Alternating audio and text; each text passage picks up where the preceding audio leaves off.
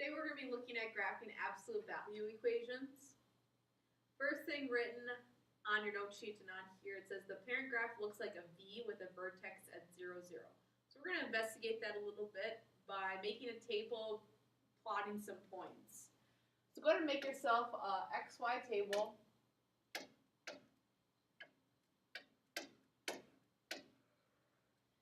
And let's plug in -2, -1, 0, 1, and 2 and see what comes out.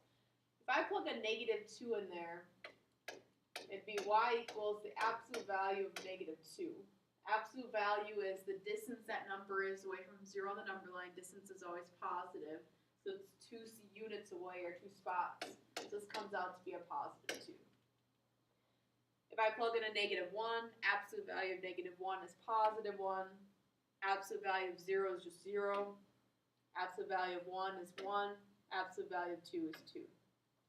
And I'll move over here and plot those points.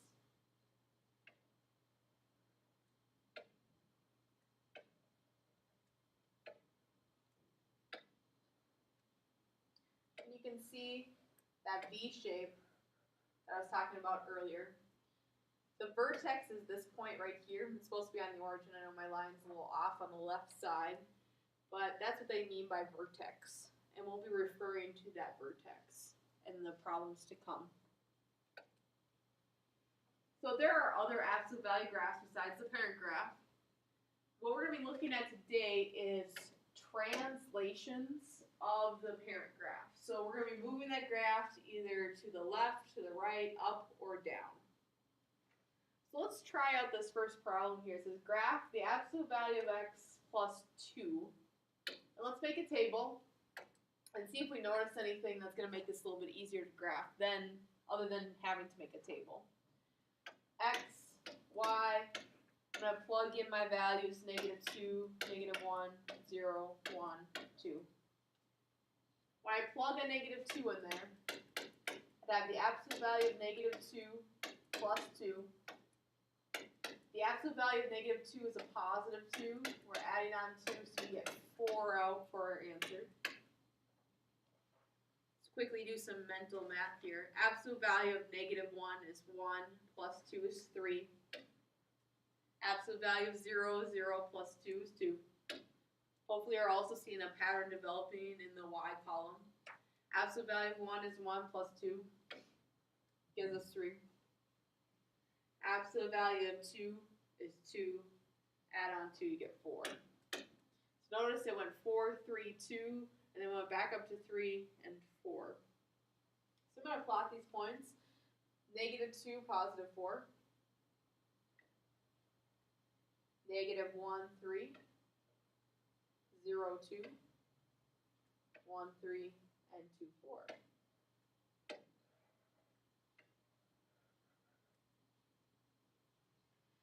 So what I really wanted you to notice with this particular graph is we took the parent graph, the graph from the first one that we did, and we shifted it. We just slid it, and we slid it up 2 spots. So now our vertex is up here on the y-axis at 2. And you can see that 2 in the equation right here. So I'm going to use that pattern to help me graph the other equations that come up. So let's check out number 3. So try to predict to yourself what this is going to look like. You can always make a table if you're not sure. But I noticed that there's a -3 back here. So my prediction is that if I was to make a table, my vertex is going to be sitting at -3 on the y-axis. So I'm going to go down to -3. And if you go back and you look at the other 2 problems, and you look at the sides of the V, and you think about like the right side, it's kind of like that side has a slope of 1. It goes up 1 and over 1, up 1 and over 1. Likewise, on the other side, just a reflection of that, and it's going to go down 1 and over 1. So I'm going to use that in graphing number 3.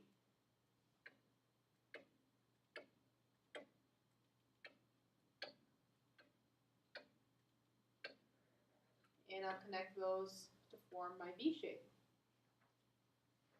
Number 4, notice it says +1. So compared to the parent graph that's sitting on the origin, the vertexes, I'm going to shift it up 1 unit on the y-axis.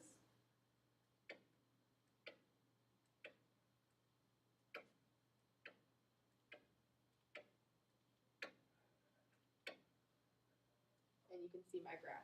So hopefully you're understanding the quick way of doing this. If you're not sure, don't be afraid to go ahead and make yourself a table and start plugging in some values and seeing if you can figure out where that V shape is sitting.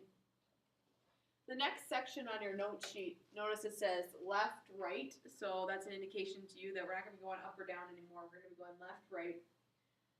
And these are a little bit different. Let's make a table with the first one and see if we notice a pattern. And I'm going to plug in some different numbers this time. Let's try out -4, -3, -2, -1, 0.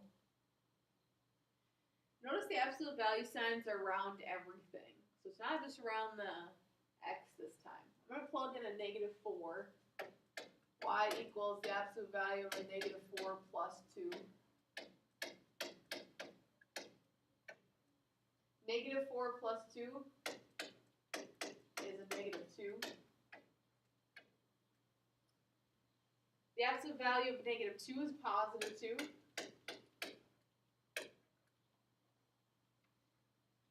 Plug in the rest of the values. -3 plus 2 is a -1. Absolute value of that is 1. -2 plus 2 is 0. Absolute value of 0 is 0. -1 plus 2, absolute value of a +1 is 1. And 0 plus 2 gives us 2. Absolute value of 2 is 2. So I plot those points.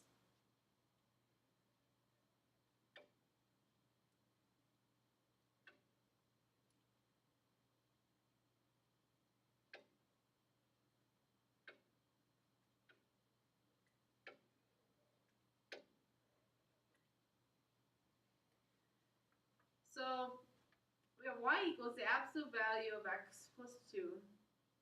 And this time with the 2 being on the inside of the absolute value signs and being a plus, it actually took the vertex and it shifted it over 2 spots to the left, which might be kind of opposite of the way you think it might have gone. Like usually we think, okay, it's adding, so it's going to go to the right side. But in this case, all the ones that go to the left are cases where it was x plus some number. Using that pattern, I'm going to answer the rest of these questions that are similar to this. So y equals the absolute value of x minus 1. So because it's a -1, I must be going to the right. And I'm going to go to the right 1 spot with my vertex. And then I'm going to make my V shape up 1 over 1.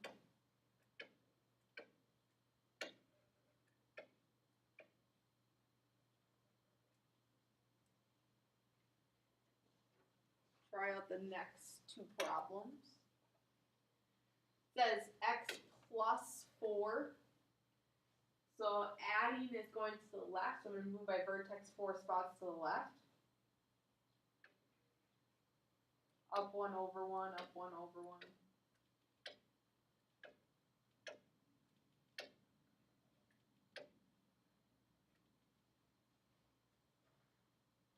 This one says x minus 7. So I'm going to go 7 spots to the right with my vertex.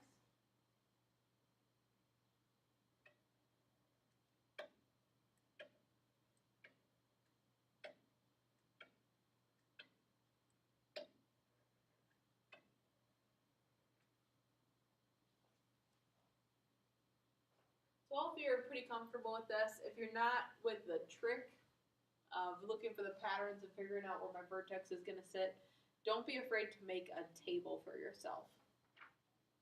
The very bottom of your note sheet goes over a summary of everything that we looked at. So the first 2, up and down, so we're sliding up or down the original parent graph. If we're going up, we're going to add, and it's going to be on the outside of the function. Another way you could say this is outside the absolute value signs.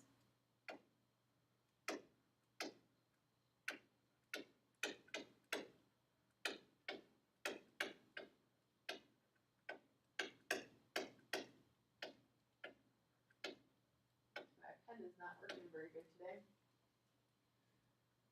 So an example, that first one going up, if you go all the way back to number 2 with the second graph that we did was y equals the absolute value of x plus 2. So we're adding 2 outside of the absolute value signs. That caused it to be slid up 2 spots. If we want to go down, we'd subtract, and the subtraction would be on the outside of the absolute value signs. Left and right, these are kind of like the opposite of maybe what you think it'd be. If you want to go to the left, you would add, and you add on the inside of the absolute value signs.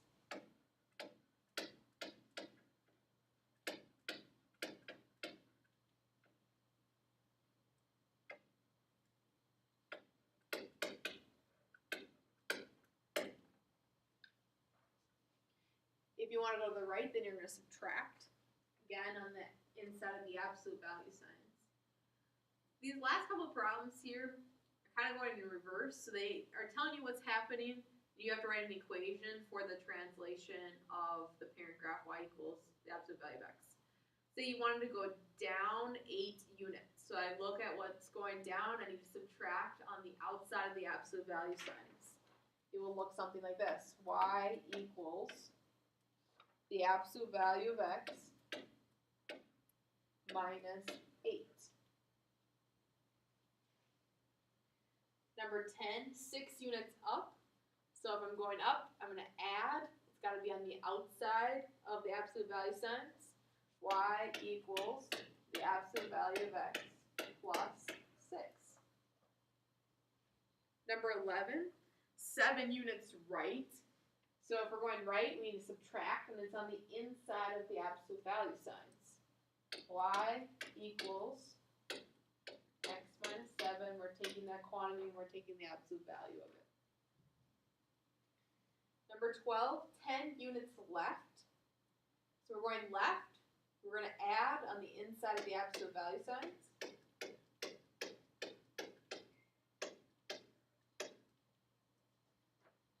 Last one, kind of a combination, says 1 unit up and 4 units left. So going up, we add on the outside, and going left, we add on the inside.